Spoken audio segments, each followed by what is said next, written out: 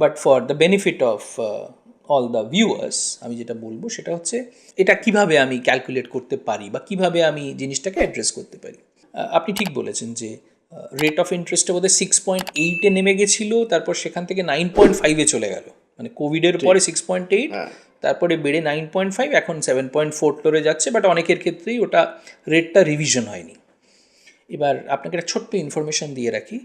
যে আরবিআই এর মধ্যে কতগুলো গাইডলাইন দিয়েছে, তার মধ্যে একটা গাইডলাইন ছিল, আগে যে গাইডলাইনটা ছিল না, যে আমি যে হোম লোন রেটটা নিয়েছি এখন যদি আমি নেগোশিয়েট করি হোম লোন রেটটা অটোমেটিক্যালি এবার থেকে কমে যাবে। So there are various plans, অনেকেই জানে না অ্যাকচুয়ালি, অনেকেই যখন ব্যাংকের সঙ্গে নেগোশিয়েট করে তারা জানে না যে ব্যাংকের কাছেও না অনেক রকমের প্ল্যান আছে। যেমন ফিক্সড রেট ফ্লোটিং রেটের একটা প্ল্যান আছে, সেরকমই একটা প্ল্যান আছে যেখানে অটোমেটিক নিচে নামবে ওপরে উঠবে, মানে এখন কি হয় খালি অটোমেটিক ওপরে ওঠে, নামার সময় নামে না, but now RBI has close that.